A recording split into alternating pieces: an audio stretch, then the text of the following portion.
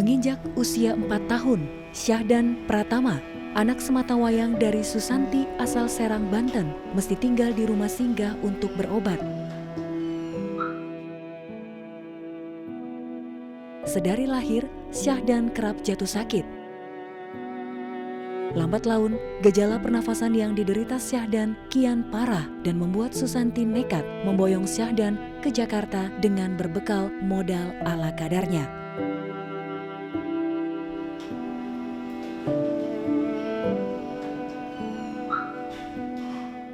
Saya nunggu di ruang PICU, sebenarnya saya lagi ngobrol-ngobrol sama kawan juga kan nungguin anaknya. Tiba-tiba dokter manggil, Syahdannya sudah di PICU jantung, sudah 20 menit dia udah nggak sadar. Kata dokternya, cuman kekuatan dari ibu Syahdan bisa kembali. Saya berharapnya Syahdan cepat sembuh, biar kami bisa kumpul lagi sama keluarga itu aja.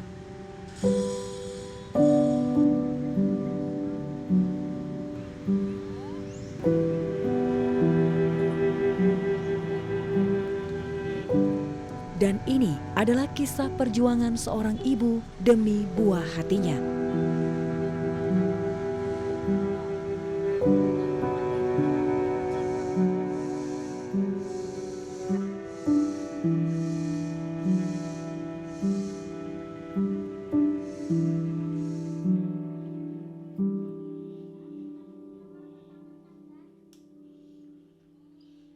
Waktu umur 1 bulan, Syahdan udah mulai sakit-sakitan.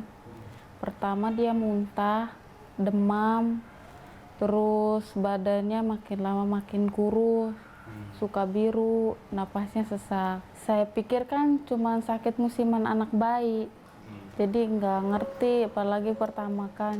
Paling dirawat biasa aja di rumah. Tapi setiap dikasih obat panas, dia makin tinggi, nanti demam, keringetan, cuma sebentar nanti naik lagi. Muntah-muntah terus-menerus. Karena nggak ada biaya, jadi saya diamin aja di rumah. Karena saya belum punya BPJS, jadi saya berobat ke puskesmas aja, paling ke alternatif. Sudah lama makin parah, dari kan dia lahir tuh 4 kilo. Makin lama makin kurus.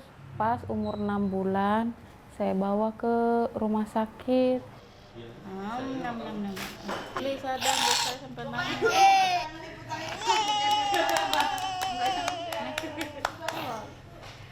Di rumah sakit itu udah dibilang, wah anak ibu ini penyakitnya susah, harus dibawa ke Jakarta. Di sini nggak ada alatnya, harus diangkat parunya, bilangnya gitu. Saya udah pikirannya aneh-aneh, anak saya bisa hidup nggak ya dengan 1 paru? Apa dia nanti sampai besar bisa nemenin saya? Apa dia nanti kan nggak bisa capek? Gimana gitu resikonya nanti ke depannya? Saya pun nggak kepikiran kalau dia bakal di tracheostomy, pasang alat itu. Cuma lihat dari yang lain-lain aja.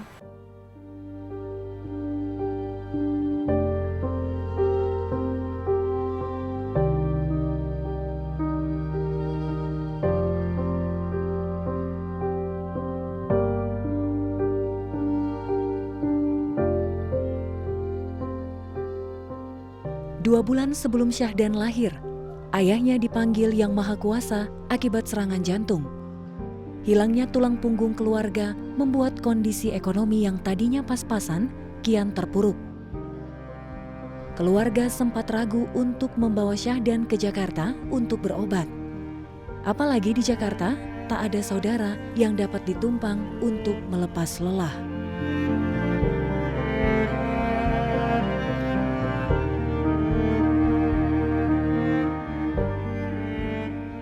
Udahlah di rumah aja, nggak usah dibawa. Biar nanti di rumah aja dirawatnya. Di Jakarta juga sama siapa, nggak ada biaya.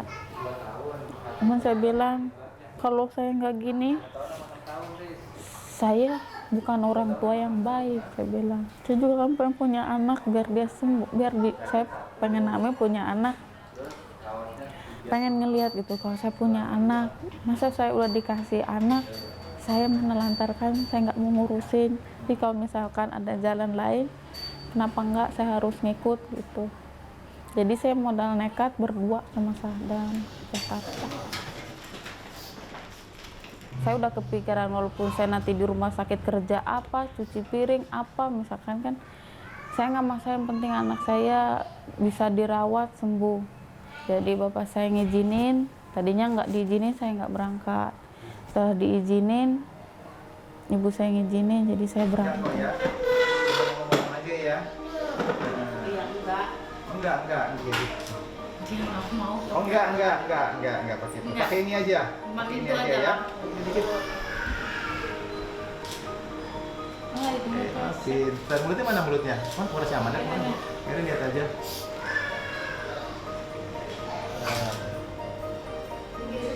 Oke, pintar nih.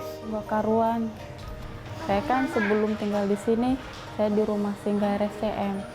Jadi ya biaya terbatas, kan bekal juga cuma seberapa. Jadi pikirnya, aduh anak saya ini bakal sembuh enggak? Bakal kayak anak yang lain enggak gitu. Bulan lalu ya? Ya cuman dikasih bekal uang 250. Sebelum saya balik lagi, nah 250 itu dia rujuk ke rumah sakit. Nah di rumah sakit kan pasien banyak, jadi nggak bisa langsung untuk operasi. Jadi saya mau nggak mau kan nggak bisa bolak-balik, jadi saya tinggal di rumah singgah RSCM yang sehari bayar 15.000. Nah setelah 2 minggu saya tinggal di situ, ternyata saya nggak bisa ngelanjutin berobat Sahdan karena rujukannya salah. Jadi saya pulang. Setelah urus, ternyata bekal saya habis. Tadinya saya nggak mau ngelanjutin berobat karena sudah habis uang. Begitu saya pinjam sama saudara, dipinjamin. Cuman tahulah kalau sama saudara dipinjamin, akhirnya saya balik lagi ketemu sama orang baik. Jadi rumah singgah yang tadi yang kebayar dibayarin. Tapi alhamdulillah Tuhan baik ya. Jadi saya diarahin ketemu sama orang-orang yang baik walaupun bukan saudara, lebih dari saudara. Dari situ saya kesulitan, ya ada aja yang nolong. Setelah memperbaiki administrasi rujukan, Susanti kembali membawa Syahdan ke Jakarta dengan kondisi yang kian kritis. Penanganan medis yang terlambat hampir saja merenggut Syahdan selama-lamanya dari pelukan Susanti. Karena waktu itu kondisi Sahdan sudah kritis. Dia udah nggak bisa napas, udah sesak. Pas saya bawa ke Jakarta, saya kira dia lagi tidur. Ternyata tetangga lihat dia itu sudah nggak sadar, Bu. Bawa langsung. Pas dibawa ke IGD, ternyata dia udah nggak ada napasnya. Jadi intubasi 3 hari, dirawat hampir 2 bulan. Di situ dokter kasihan ngelihat kami berdua, jadi dia langsung operasi. Jadinya kalau dengar-dengar dari yang berobat kan nunggunya lama. Alhamdulillah Sahdan sebentar, jadi langsung operasi. Saya bingung karena saudara keluarga saya jauh. Dari pertama dirujuk sampai operasi saya sendiri. Cuman kayak orang yang nggak kenal tapi bantu saya, itu aja. Dari pas dia kritis saya kaget, takut pikirannya dia udah nggak ada.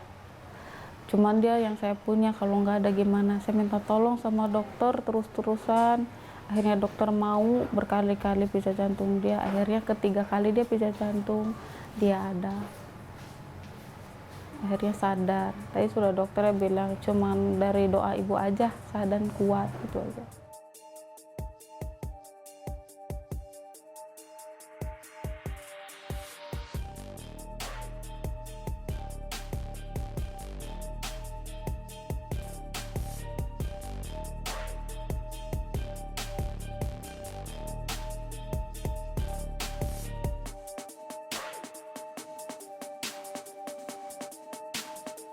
Saya cuma berdua ditemani sama adik.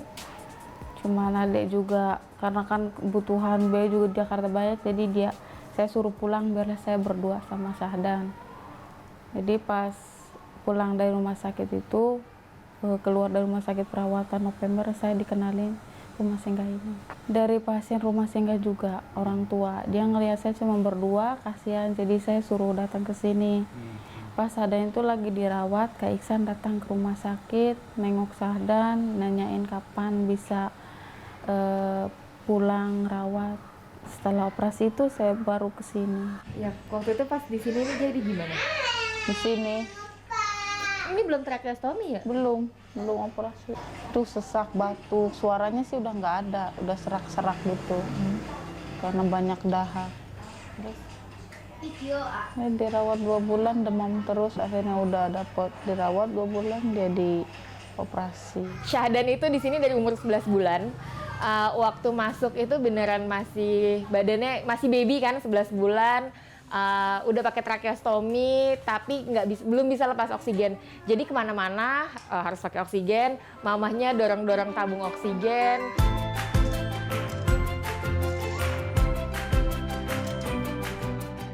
Kami ini rumah singgah untuk anak-anak sakit yang datang dari luar daerah. Mereka ke kota-kota besar untuk berobat, tapi mereka nggak punya tempat tinggal, nggak punya keluarga, nggak punya cukup uang juga untuk sewa rumah. Nah, jadi kami hadir untuk memberikan tempat tinggal yang nyaman selama mereka menjalani pengobatan, sekaligus kami jadi bagian dari keluarga mereka di sini. Macam-macam mas, kanker paling banyak kanker, tapi kankernya pun macam-macam ya. Ada yang kankernya kanker darah, ada yang kanker syaraf, ada yang kanker mata, ada yang kanker tulang. Terus kedua tuh kelainan jantung bawaan juga lumayan banyak kasusnya. Terus atresia ani itu nggak punya lubang anus juga itu ada beberapa.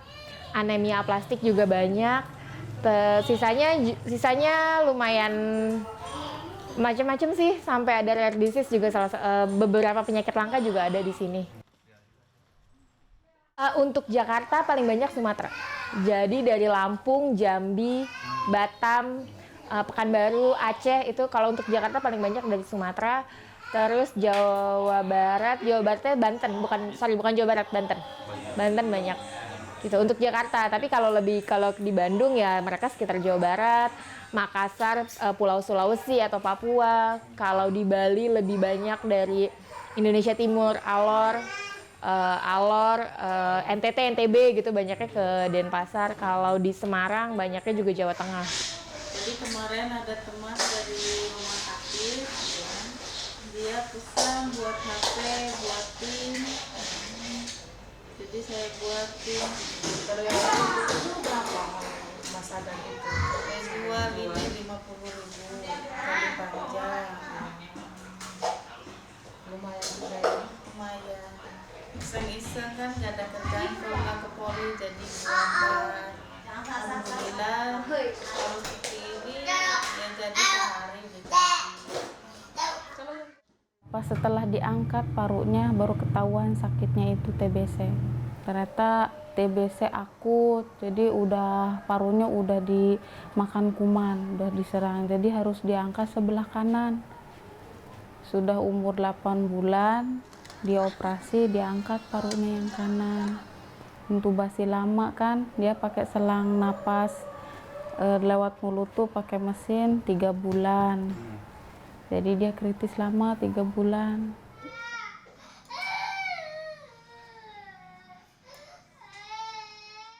Saya sih nggak pikiran anak saya kena TB karena waktu saya belum ngerti TBC itu apa. Taunya kan TBC itu dari udara, barang-barang campur itu aja. Nggak kepikiran ibu saya juga kena TBC karena taunya ibu saya itu kan sakitnya komplikasi, kena gula darah, itu aja yang sering saya tahu kambuhnya. Ternyata ibu saya suka ngeluh sakit dada, saya kira jantung. Ternyata pas dicek emang kena TBC.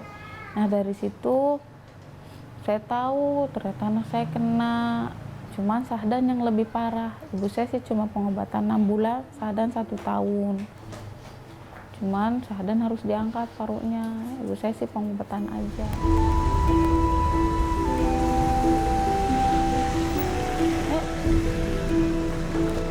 Pelan-pelan.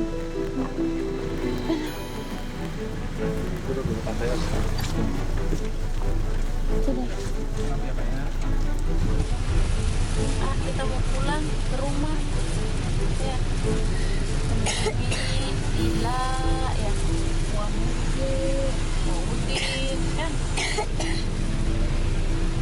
Main di sana.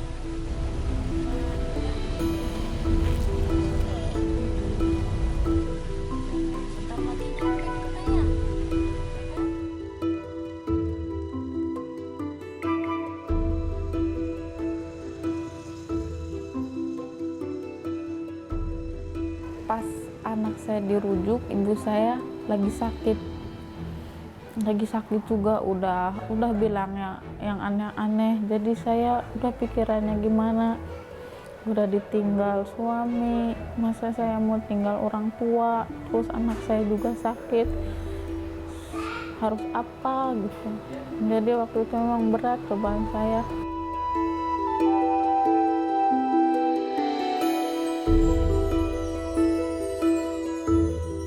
Kangen lah.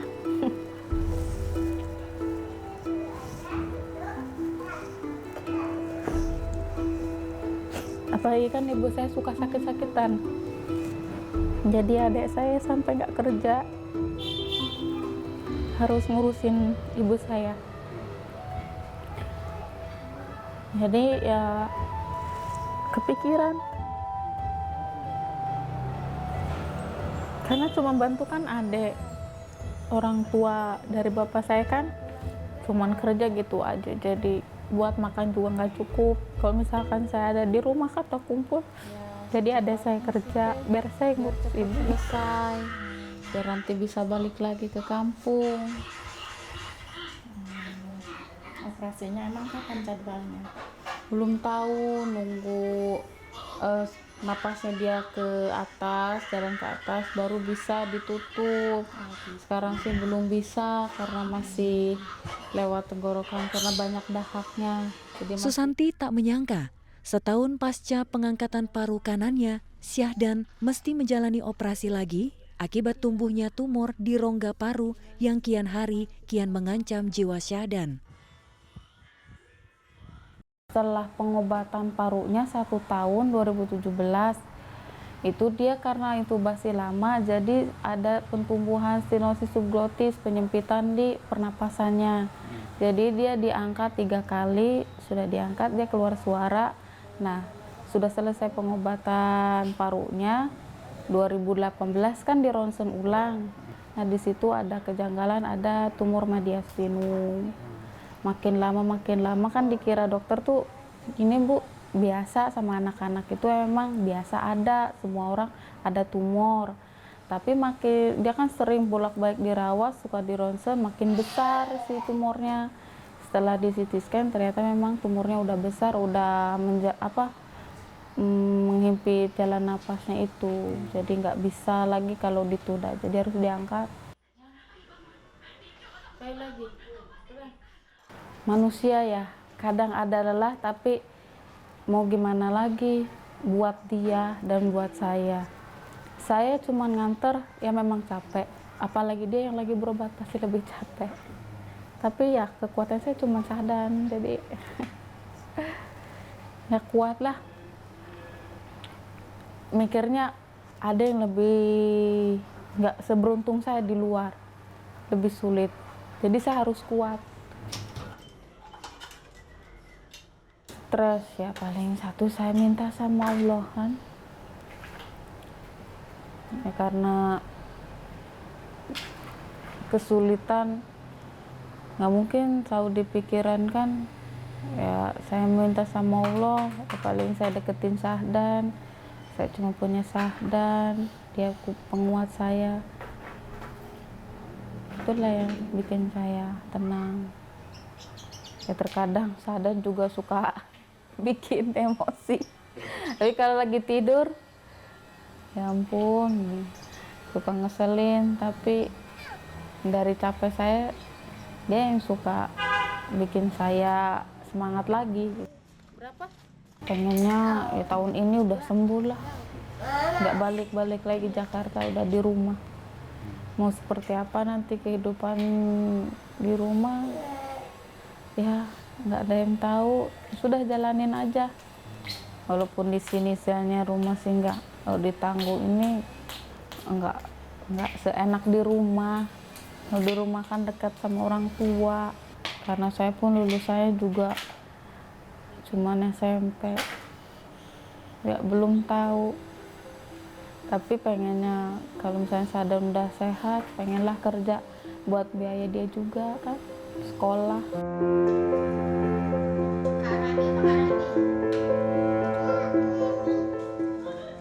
sudah hampir 5 tahun, kebetulan Desember ini kita nginjek tahun kelima. Untuk Jakarta sendiri sekitar 210 anak. Kalau untuk di 5 kota kita sudah ada 908 anak yang kita bantu. Kurang lebih hampir sama sih, 30 sekitar 30% yang meninggal. Tapi meninggalnya untuk yang jadi kayak meninggal saat mereka lagi pengobatan itu nggak banyak. Kebanyakan mereka yang udah sembuh pulang kampung,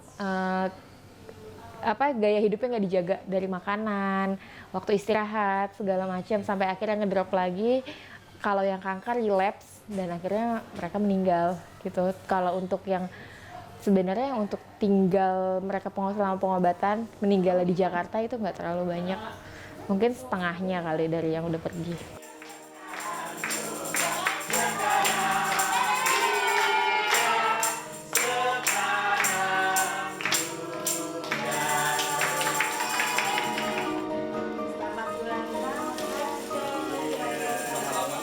Hidup memang harus dijalanin dengan bersyukur, harus berbuat baik.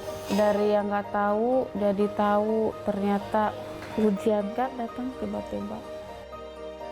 Ternyata jadi seorang ibu itu nggak segampang.